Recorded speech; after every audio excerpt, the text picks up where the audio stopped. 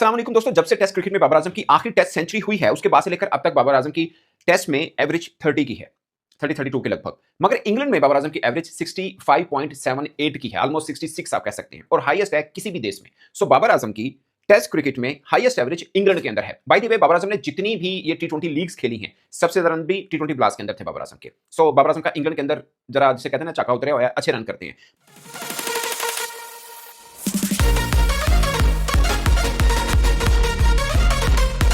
तो बहस बनी कि बाबर आजम आप देखिएगा वनडे के भी कैप्टन बनेंगे, शायद टी20 के भी कैप्टन बनेंगे और सब मामला।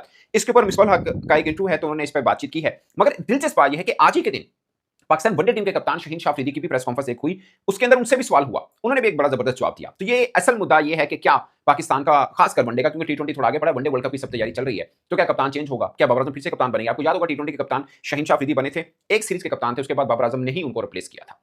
और अब बाबर आजम ने फिल वक्त शान मसूद को रिप्लेस किया है, बट वनडे के कप्तान शहीन शाह अफरीदी जरूर हैं। टी20 के रेगुलर कप्तान कौन होंगे कोई पता नहीं है, मगर आर्जी तौर पर एशियन गेम्स के कप्तान साबजा फरहान है। सो ये थोड़ा मुद्दा है। आज क्या हुआ? आज प्रेस कॉन्फ्रेंस हुई जिसमें साबजा फरहान मौजूद थे, साइम अयूब थे, फहीम अशरफ थे और शहीन शाह अफरीदी थे, क्योंकि वनडे कब शुरू हो रहा है उसके ऊपर मुख्तलिफ सवाल जवाब हुए। मुल्तान की गर्मी का जिक्र हुआ कि बहुत ज्यादा हबस होता है। फिर फहीम ने बल्कि एक बात भी की कि मतलब ख्वाहिश है कि ये टूर्नामेंट खत्म हो तो कोई इंजरी ना हो, क्योंकि हबस वाले सीजन में इंजरी होने का डर रहता है। मगर शहीन अफरीदी से सवाल हुआ कि आपको क्या लगता है कि आप क्या वनडे वर्ल्ड कप तक कप्तान होंगे? उन्होंने जो जवाब दिया ना, ये बड़ा एक वो है, अगरचे उन्होंने बड़े लाइट मूड के साथ जवाब दिया, बट अपने आप में वो जवाब भी एक सवाल था। उन्होंने बोला अभी तक तो मैं हूं। उन्होंने ये नहीं कहा कि हाँ वनडे वर्ल्ड कप तक मैं हूं, क्योंकि वनडे वर्ल्ड कप तक तो पाकिस्तान क्रिकेट बोर्ड ने अनाउंस ही नहीं किया उनको।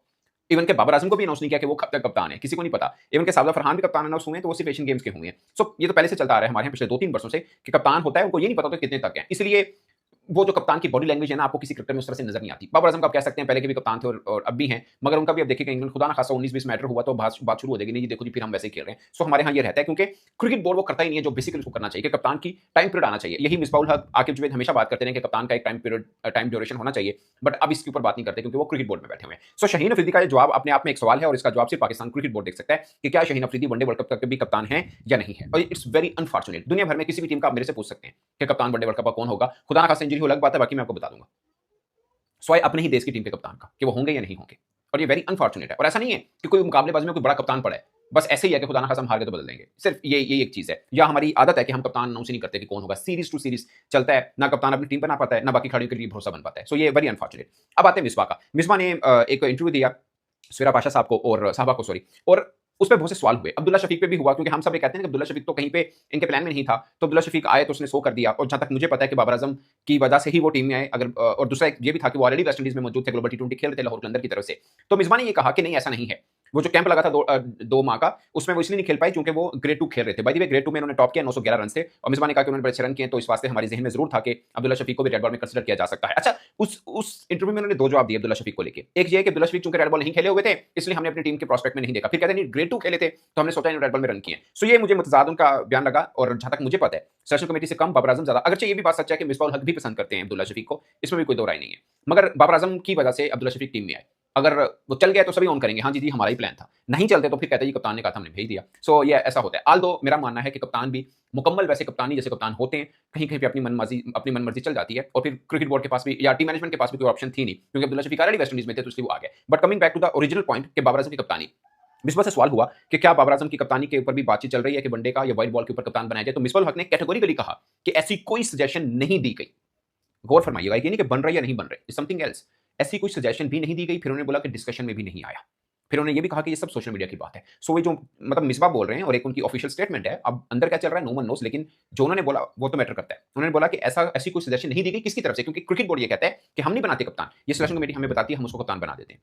अगर सच कुछ हो है, बट चले इसी को मान लें, तो सिलेक्शन कमेटी का एक बड़ा कदावर बंदा ये कह रहा है कि हमारे यहाँ की तरफ से सजेशन नहीं दी गई, कहीं पर भी डिस्कस भी नहीं हुआ कि बाबर आजम को व्हाइट बॉल का कप्तान भी बना दिया जाए। सो ये रूल आउट होता है कि पाकिस्तान व्हाइट बॉल में किसी को चेंज कर रहा है। सो ये बात तो रद्द हुई। फिर उन्होंने टेस्ट टीम की कप्तानी बाबर आजम को क्यों दी, वो कहानी बताई। उन्होंने बोला कि शान मसूद मतलब रन तो कर रहे थे, बट एज ए कैप्टन जीत नहीं लेके दे रहे थे, तो बाज़ वक़्त आपको ब्रेक देना जरूरी होता है, ताकि जैसे बोलते हैं ना, एक आदत ही पड़ गई हम हारी जा रहे हैं, थोड़ा रिलैक्स होने के लिए कि ठीक है रन आए, रन तो कर ही रहे हैं, तो एज ए बेटर टीम में खेलेंगे, बट क्योंकि एज ए कैप्टन परफॉर्म नहीं कर पा रहे या जीत नहीं लेके आ रहे, तो कप्तान चेंज कर लेते हैं। फिर मिसबा ने कहा कि हमारे पास सलमान आगा की भी ऑप्शन थी कि उनको भी हम देख सकते हैं, वो भी कैंडिडेट के तौर पर थे, मगर बाबर आजम को चुना गया क्योंकि बाबर आजम ऑलरेडी कप्तानी करते रहे हैं, तो हम नहीं चाहते थे किसी ऐसे प्लेयर को बना दें जिसके बल्ले जिस पे एक इजाफी दबाव हो और बलाम बाकी जो चीजें हैं। ज़ाहिर है बनाया गया तो जस्टिफाई करने के क्यों बनाया गया, बट मेरा मानना है कि सलमान आगा भी तो कप्तान रह चुके हैं अगर बाबर आजम रह चुके हैं। खैर बाबर आजम का फैसला था और कहां से आया वो भी सब पता है, लेकिन इल्जाम सिलेक्शन कमेटी पे है कि उन्होंने इन बाबर आजम को कप्तान मुकर्रर किया। वो अलग बात है कि मिसबाह उल हक बाबर आजम को सपोर्ट करते रहे, इसमें कोई दो राय नहीं। पेशावर ज़मीन में भी देखें और पहले से वो कह रहे हैं कि बाबर आजम को वो हर मुद्दे में, कप्तानी पे, बैटिंग पे, हर तरह से बाबर आजम को सपोर्ट करते हैं, इसमें कोई दो राय नहीं है। बट अकेला बाबर आजम नहीं, अकेला मिसबाह ही होते जिनके वोट से ये चीज़ें बनती हों, एक चीज़ होती है जिसके बाद ही सब चीज़ें सामने आती हैं। सो ये है, तो कंक्लूजन ये हुआ कि बाबर आजम व्हाइट बॉल के फिल वक्त कप्तान नहीं बन रहे। मगर एक कंफ्यूजन अभी भी है, तो क्या मतलब शहीन बरकरार हैं? ये एक कंफ्यूजन रहेगी जो कि वेरी अनफॉर्चुनेट है। बाय द वे, उधर से वनडे कप शुरू हो रहा है जो कि मुल्तान में होगा। सफोकेशन बहुत ज़्यादा है, हवस बहुत ज़्यादा है।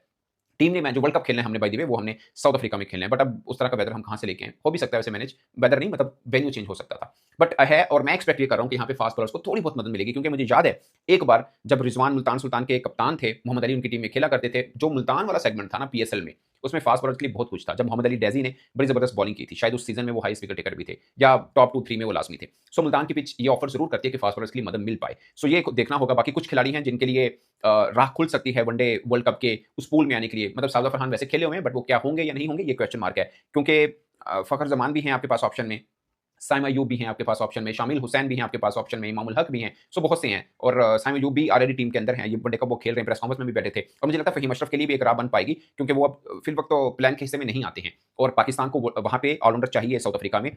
मुझे लगता है कि सीना कंट्री कहीं पे भी हो तो ऑलराउंडर आपको फास्ट बॉलिंग ऑलराउंडर चाहिए होता है, और यहाँ पे इंग्लिश कंडीशन के अंदर आमिर जमाल भी खेल रहे हैं। सो ये एक अच्छा रहेगा कि फास्ट बॉलिंग ऑलराउंडर पाकिस्तान को कोई मिल पाता है या नहीं मिल पाता। ये सबसे बड़ा क्वेश्चन है, और सबसे बड़ा एक खामी है पाकिस्तान क्रिकेट टीम के पूरे के अंदर किसी भी फॉर्मेट में, कि फास्ट बॉलिंग ऑलराउंडर हमारे पास नहीं है। काश के वो या तो टेस्ट सीरीज से मिल जाए या फिर वनडे कप से मिल जाए, बट ये मिलना बहुत जरूरी है। और शाहीन अफरीदी ने यही कहा है कि हमें ऑल्टरनेट क्रिकेटर्स मिल सकते हैं, कि खुदा ना खास्ता कोई इंजर्ड हो तो हम रिप्लेस कर पाएं, इस टूर्नामेंट से हमें रिप्लेसमेंट जरूर मिल सकती है। और मेरा मानना है कि